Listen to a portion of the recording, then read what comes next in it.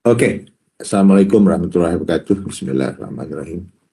Can you see my slide? Yes, Prof, you can see. Okay. Bismillahirrahmanirrahim. So, and then this morning, I would like to share, reflects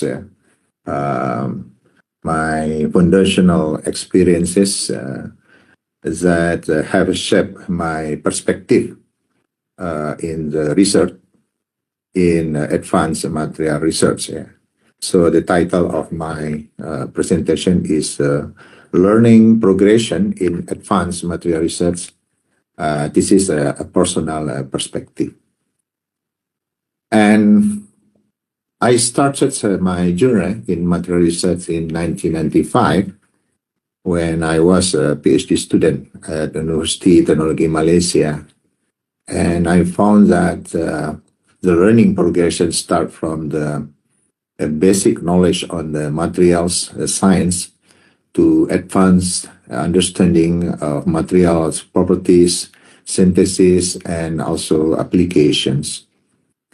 So my experience started with the zeolites and moved to catalytic materials, and also developed a new concept in the catalytic heterogeneous catalysis, that is the phase boundary catalysis.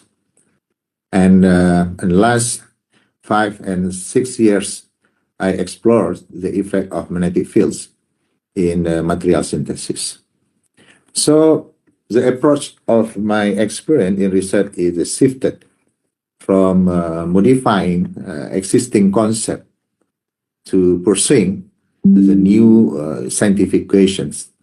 Then this is the challenge that we found in the material research, is to how to balancing our patients to gather the new insight in the science with the publishing demands. So I divided my research topic in the materials science and engineering into two kinds of the type of the research. One is what we call is incremental research. And the others is a problem-driven research. What is the difference between the incremental research and the problem-driven research is the of the incremental research in only focus on the improvement or just modification that align with emerging trends and advancement in the fields. But in the problem-driven research, this is to address significant scientific questions using all available methods and tools. And I will explain later on about the example of the research in the incremental research, my research on the zeolite and zeolite type materials, focusing on the synthesis and characterization application. And my research on the new concept in the catalysis, that is the phase boundary catalysis, and also the effect of magnetic fields in material synthesis. So in terms of the publication opportunities based on my experience, and the incremental research is only focusing on the improvement or just modification, the publication opportunity is high. And we can more easier to publish in the specialized journal. But in terms of the publication opportunities of the problem research, this is quite difficult to publish because these materials is the concept is quite new, and I found that from the experience that this type of the research, the problem-driven research, is has a profound impact on researchers, offering us a sense of genuine discovery or innovation. I divided this research topic based on my learning progression on the research in advanced materials. So when I was a PhD student, I studied about the structure, acidity, properties relationship of the metal substituted aluminum phosphate molecular acid. And I found that it is incremental research because this research is just follow the concept, follow the not a new idea, and just modify from the existing materials. And publication opportunities of this kind of research is high. And during that time, I synthesized zeolite. Yeah. If we look at this four kind of the type of the material, we can found that zeolite has the unique properties because the backbone have the negative charge. So we can put the proton on the zeolite so it can act as the acid catalyst. But different in the aluminum phosphate because the aluminum phosphate have the aluminum have the negative charge there and phosphorus is positive charge and is alternating. So the total net of the charge is 0. If we look at the silicon phosphate, we can see that here the backbone is positive. If we can make this material, we can success to synthesize this kind of the material, we can make the base catalyst. But unfortunately, until now, there is very, very difficult to synthesize this kind of the material because of from the thermodynamical point of view, this is very difficult because this kind of the material is very unstable. You can see here that there is phosphorus connecting to the oxygen atom with the silicons atom. So that is, if we look at the perspective of the inorganics perspective, it's very difficult to synthesize this kind of material because it's unstable. And if we look at the bonding concept in zeolite, we can see that the observed bonding in zeolite is usually the framework is electroneutral, yeah, and also the negatively charged framework is very rare to see the positively charged framework of the zeolite. So if you look at this material, silicon phosphate, we can see that the framework of this kind of material is a positive. So this is an unfavorable bonding because they have the positively charged framework. So from this insight, we can see that the challenge is to how to synthesize this kind of the silicon phosphate materials. Also, from the concept, from the thermodynamics is quite difficult. Still, there is some of researchers want to synthesize this kind of the material because from the perspective of the application, we can synthesize the base material from the silicon phosphate. You can put OH negative as the base material. And when we think about the in the science, the discovery, because usually we have some rules, yeah, in the chemistry. And one of the rule is that what we call is the aluminum avoidance principle. That is the Lowenstein rules. Yeah. So the Lowenstein rules said that it's not possible it's not immediately possible to have the aluminum oxygen aluminum framework because have the positive charge on the framework. But if we can see from the literature, Professor J.C. Kloneski from the Cambridge University found that this kind of the material is found is the ultramarine. So that this kind of the research, this is have the new discovery to how to say break the rule of the inorganics chemistry perspective. So he can publish this kind of the papers in the Nature journals in 1987. So he say that he discovered that in ultramarine of the aluminum silicate, there is aluminum oxygen aluminum bonding. So my research, this is just incremental research during my PhD, just to change the aluminum atom with the metals, transition metals. So in order to enhance the catalytic activity. And we published the papers in 2000s, yeah, regarding to this kind of the material.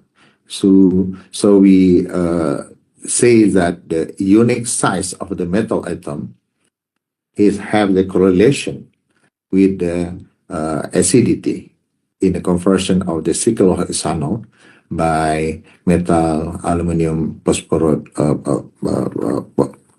aluminum silicate. And we found also the synergistic effect of the ionic radii of the transition metals and the number of the acid site. And from the NMR, we can calculate. So the how to say, the ionic radii with the TOP angle in degree. And we found that the most acidic material is manganese aluminophosphate, and the less acidic material is magnesium. So if we substitute aluminum with the manganese, it's more acidic compared to if we substitute aluminum with magnesium. This is from the experimental point of view. But in 2003, Professor Ketlow from the Viveradi Research Laboratory in UK has found that from the computational, the trend is opposite. They found that the magnesium aluminophosphate molecular sieve have the most acidic compared to the manganese. Because in the perspective of from the computational is different from our experimental results. From our experimental results, we found that the manganese aluminophosphate molecular sieve is the most acidic compared to the magnesium aluminophosphate molecular sieve. But from the computational study, it found that the magnesium aluminophosphate is most acidic. From that, I learned about the difference between the theoretical perspective and the experimental perspective. And Professor Catlow in that paper, they said that the interaction, maybe the interaction between the defect center can cause the different structural behavior observed and can modify the catalytic activity of sleep.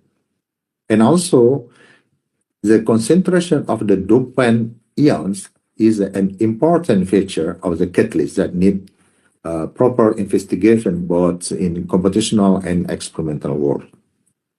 So what kind of the learning I learned from this experience is that I realized that the scientific truth need support not just from experiments, but also from computational perspectives, which provide valuable insights and validate the findings. This combined approach strengthens the research outcome and also the guides the future direction. Okay, this is also the example of the incremental research, and publication opportunities also quite high because this research is contribute just for the modifications that align with the emerging trends and advancement in the fields. And this research is the structure, acidity properties relationship of the aluminum MCM41. We know that MCM41 is the mesoporous materials.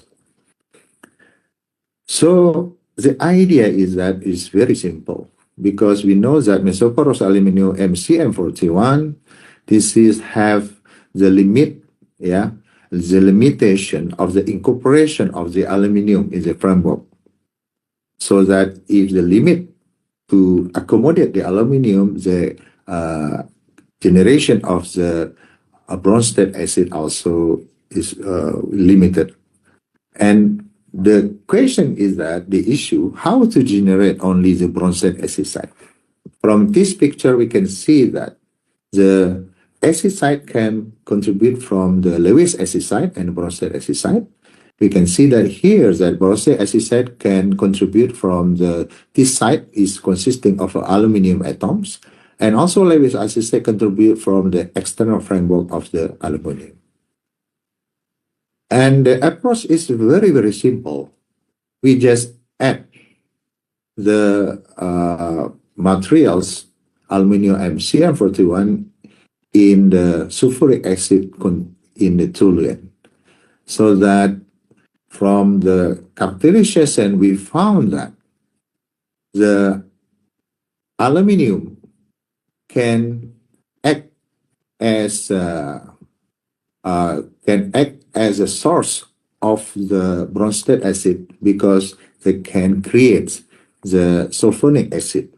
So the number of the active site is increased because this is, we can see that the sulfonated aluminum MCM41 and the Lewis acid can convert to the aluminum sulfate. So this is just the simple idea how to make the more effective bronze-state acid in the aluminum 41. So we check the acidity of this kind of the materials, and we found that this material have the no Lewis acid site. There's only have the bronze-state acid site with the increase of the bronze-state acidity. This example of the incremental research, and from this research is very simple. We publish in quite how to say papers, yeah, in numbers of papers in the quite good journals in the catalysis. And also we check the effect of the catalyst on the tertiary butylation of the phenol. We conclude that this kind of the protonated aluminum 41 have the good selectivity in terms of the phenol conversion to the tertiary butyl phenol. Okay, what the learning? Yeah, what the learning I learned from this kind of the incremental research that I learned that keen observation of problem on the structure acidity property solution of the aluminum MCM41, even with the small modifications, can lead to new research experience. And however, they must be supported by comprehensive material characterization analysis to ensure the findings are robust and insightful. This is also examples of incremental research, and also the publication opportunity is also very high. The structure catalytic properties relationship of the sulfated zirconia TS1, and the idea is very simple. We use the TS1 titano-silicon as a platform of this kind of the catalytic material, have the two functions.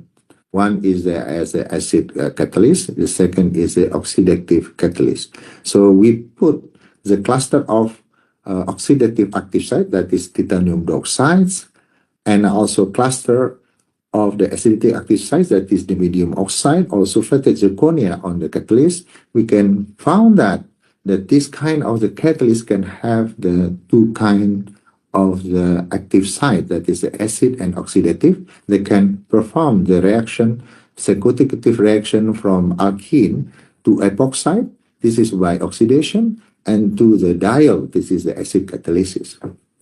And if we look at these materials, this is just to put two kind of the cluster, two kind of the acid site on the catalyst. One is the acidic, one the oxidative acid site. That is the example is the sulfated zirconia TS1. Sulfated zirconia is the acid, and TS1 is platform for the oxidative catalytic active site. And you can see that the trend for the oxidation and hydrolysis rate. And we found that this idea is proof, but it is kind of the reaction in the epoxidation of 1-octane.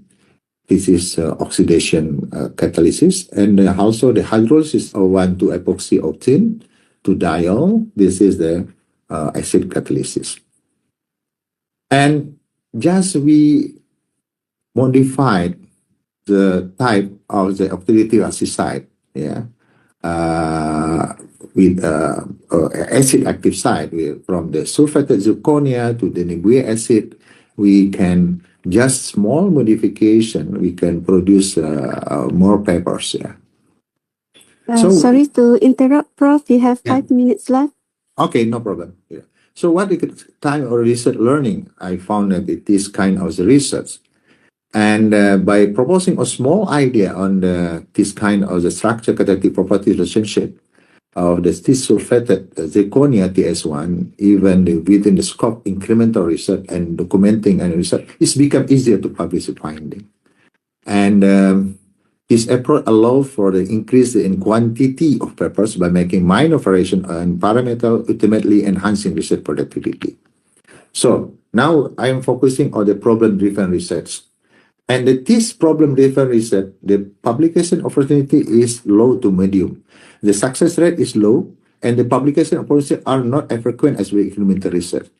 And this is my notebook on phase boundary catalysis. We propose a new concept in the heterogeneous catalysis, what we call is a phase boundary catalysis.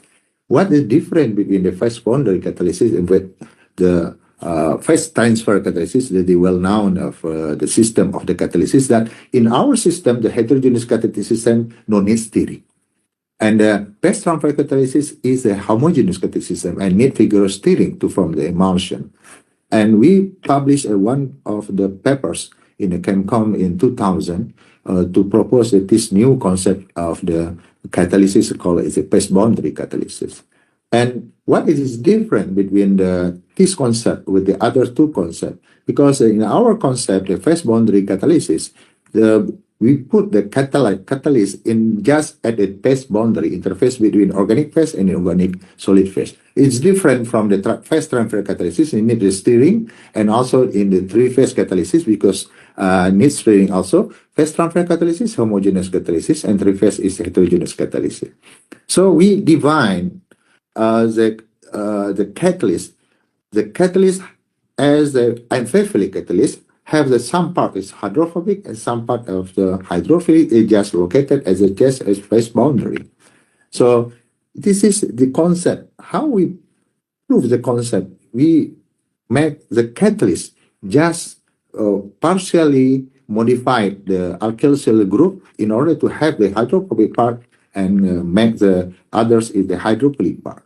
We can see that here the catalyst just located as a just phase boundary. And what the important thing in this kind of the catalyst is there's no steric hindrance or no competitive absorption. And we change the active site and also the source hydrophobicity in order to prove of the concept. And what the learning I found, I learned from this kind of this publication is that this research of proposing a new concept in catalysis, term as a possible catalyst, this is really striving to realize them has been this is an enjoyable journey that provides a sense of discovery as a researcher, even though it is challenging to publish. And it's very difficult to publish because people see that, oh, this is new concept. So the barrier to publish is quite high compared to the incremental research. So also the other example is the magnetic field effect of synthesis of material. This is a thing that is very difficult to publish because we found that this material can synthesize well-aligned titanium synthesized under magnetic field by sol gel metals. And after rejected I think 6 times is the last is apparent in the chemistry letters in 2012. So just very simple synthesis method. Just we put in the magnet so that we just put the surfactant and source of titanium dioxide placed under strong magnetic fields, and we can have this kind of the materials. Yeah. Well-aligned titanium dioxide with the length of the 15 to 700 micrometers. And also this, we put in the higher magnetic fields, the strong magnetic field. This is the low magnetic field. We can see that he is vividly straighter, more compact and closer alignment of the materials. And this is a possible mechanism. Until now, we do not know how to clarify the mechanism, because why this paper is rejected many times, because we know that the water and the source of titanium and the surfactant have no magnetic field. Why we put in the other magnetic field, the material is well aligned. So the hypothesis is that the increase of magnetic susceptibility due to the presence of triplet electron hole pair.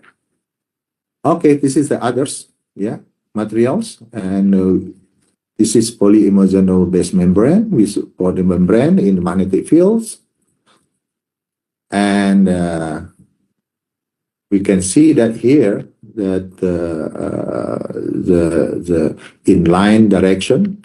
This is the inline direction. We can feel that the order polymer structure is aligned with the magnet. This is magnetic field aligned membrane through plane direction, and we can see from the AFM in the plane direction there is alignment of the polymers, and this is the true plane direction, the alignment of the polymer in the vertical basis, and we check the proton conductivity of our material in alignment PPI membranes. And what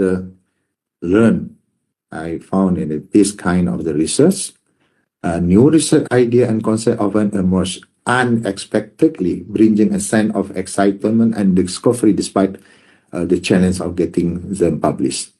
And this moment made the research journey on the effect of magnetic field on material synthesis rewarding and motivate me to keep exploring even when gaining recognition proved difficult. So this is the last slide. I just share the perspective on learning progression and advanced material research. One is the incremental research.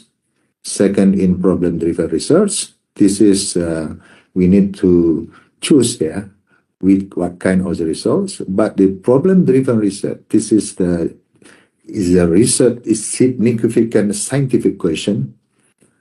And, but the problem is that the publication opportunities is low to medium, but the important thing is that from the students, this type of research has profound impact on researchers, offering them a sense of genuine discovery and innovation. Thank you very much. Yeah, if you have any question, don't hesitate. Yeah, thank you very much, Professor Dr. Hadi Nur. Now we open for the final Q&A session.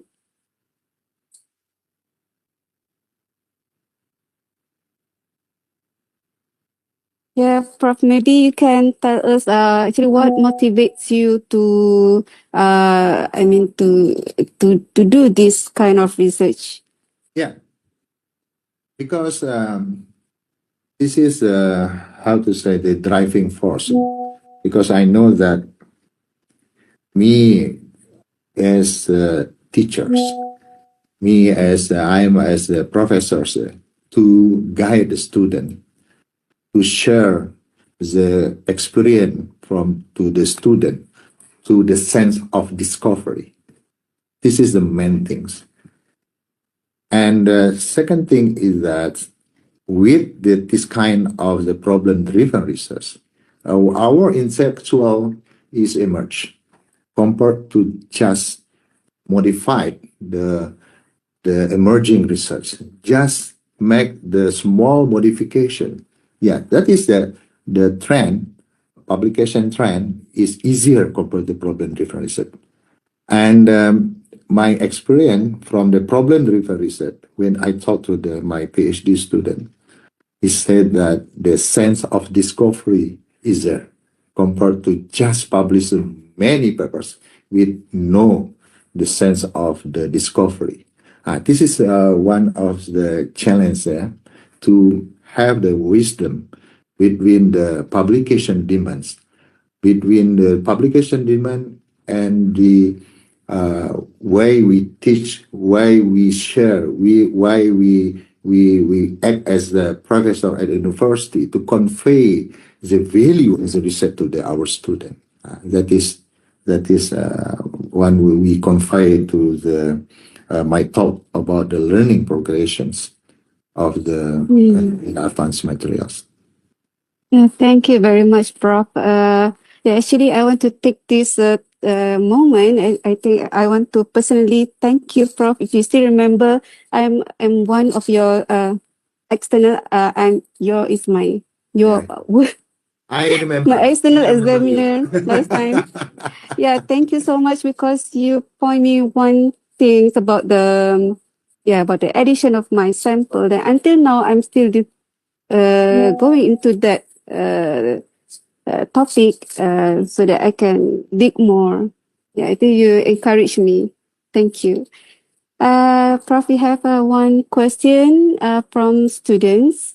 For the phase boundary catalyst, can it be combined with the ferrofluid to create a better armory system, such as a reactive armor system, in which it could provide better shielding against projectiles?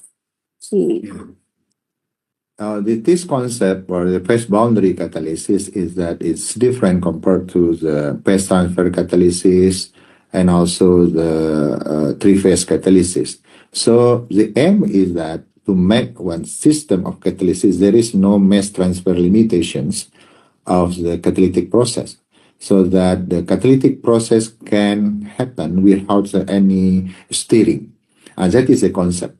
So if you apply to the ferrofluid, and if you can make this ferrofluid have the properties that can act as a catalyst in the immiscible liquid system, so they can locate as the organic phase and the aqueous phase in the middles and act as a catalyst, this is possible. But the problem is that is hydrophobic, isn't it? So that I don't know that is, but we can apply that. And the important thing is that, number one, there is no mass transfer limitation. The second thing is that the steering is not required. But the problem is that this concept, when we publish in the Journal of Catalysis, one of the reviewers said that from the fundamental perspectives, this is very, very interesting. But from the applications, it's very difficult to make that kind of the reactor have the big surface area. So that in order to have the paper have the impact, it's not only from the scientific point of view, but in terms of the application. So this is an experience for me that although that this concept have been listed in the handbook of the catalysis, we can check the phase boundary catalysis, but the problem is that how we can make the application in such kinds of in industry, for example, the reactor design. Okay. Yes, true. Yes. Yeah. Prof, we have two more questions from Firdaus Isa. He would like to know, what role does material research play in addressing global challenges such as sustainability, energy, or healthcare? Yeah, just Prof. Joseph Rajan said previously that this is very, very important to have the materials that from the perspective of the circular economy, so that if we have this direction, I think that the material research, especially the advanced materials, they can contribute there in terms of the economy And I think we need to search the exciting materials, new material to overcome the problem of the energy, renewable energy, and etc.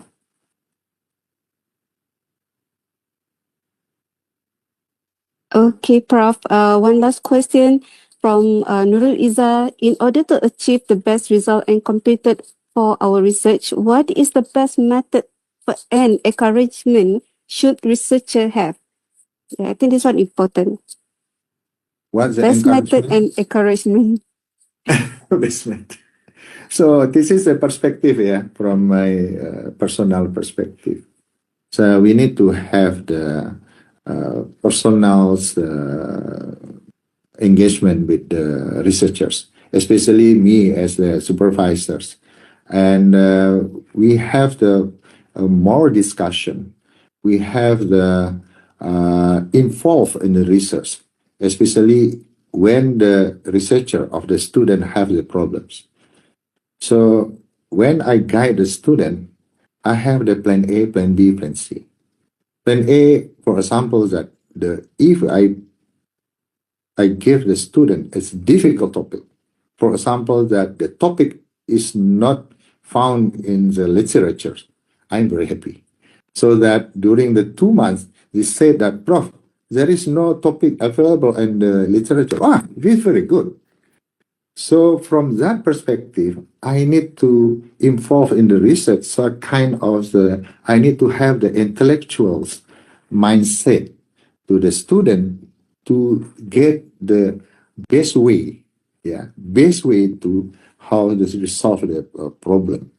So please mind that we are the scientists. We are not problem solvers. We are the problem seekers. This is my mindset because I am belongs to the faculty of the science. So that we are the scientists to nurture the new generation of the scientists. We are the problem seekers. So we use our intellectual perspective to guide the student. That is my opinion on that. Thank you very much, Prof. I think overall, excellent explanation and excellent presentation. So just due to time constraint, we cannot have more, to hear your explanation more. Actually, thank you very much once again, Prof. Ladies and gentlemen, before we conclude, let us have our final photo session to commemorate this successful event. Please turn on your camera once again. Okay, get ready for our technical team to screenshot